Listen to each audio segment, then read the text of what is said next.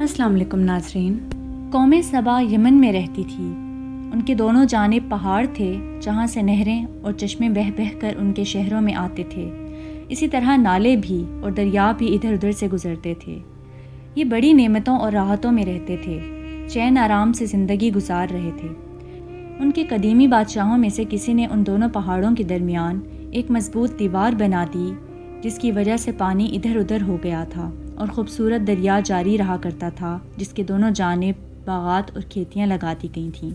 پانی کی کثرت اور زمین کی عمدگی کی وجہ سے یہ خطہ بہت ہی زرخیز اور ہرا بھرا رہا کرتا تھا، یہاں تک کہ اگر کوئی عورت اپنے سر پر ٹوکری رکھ کر چلتی تھی، کچھ دور جانے تک وہ ٹوکری پھلوں سے بالکل بھر جاتی تھی۔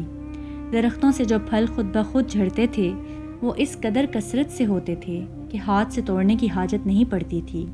آب و ہوا کی عمدگی، صحت مزاج اور اعتدال عنایت خداوندی سے اس طرح تھا کہ ان کے ہاں مکھی مچھر اور زہریلے جانور بھی نہ ہوتے تھے۔ یہ اس لیے تھا کہ وہ لوگ خدا کی توحید کو مانیں، اس کی خلوص کے ساتھ عبادت کریں، لیکن انہوں نے خدا کی توحید کو اور اس کی نعمتوں کے شکر کو بھلا دیا اور سورج کی پرستش کرنے لگے۔ جیسے کہ ہدہد نے حضرت سلیمان علیہ السلام کو خبر دی تھی کہ میں تمہارے پاس سبا کی ایک پختہ خبر لایا ہوں۔ ایک عورت ان کی بادشاہت کر رہی ہے جس کے پاس تمام چیزیں موجود ہیں۔ رانی اور رعایا سب سورج پرست ہیں۔ شیطان نے ان کی راہ مار رکھی ہے، بے راہ ہو رہے ہیں۔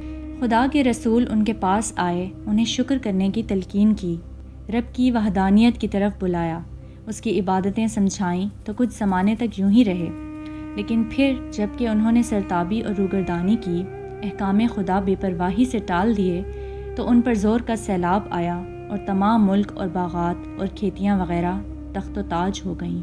بالآخر شامت اعمال رنگ لائی۔ جو دیوار انہوں نے بنا رکھی تھی اسے چوہوں نے اندر سے کھوکھلا کر دیا اور بارش کے زمانے میں وہ ٹوٹ گئی۔ پانی کی ریل پیل ہو گئی، ان دریاؤں کے، چشموں کے، بارش کے، نالوں کے سب پانی آ گئے۔ ان کی بستیاں، ان کے محلات، ان کے باغات اور ان کی کھیتیاں سب تباہ و برباد ہو گئیں۔ وہ ہاتھ ملتے رہ گئے، کوئی تدبیر کارگر نہ ہوئی۔ پھر تو وہ تباہی آئی کہ اس زمین پر کوئی پھلدار درخت جمتا ہی نہ تھا۔ پیلو کے، جھاؤ کے، کیکر کے، ببول کے اور ایسے ہی بدمزہ بیکار درخت اگتے تھے۔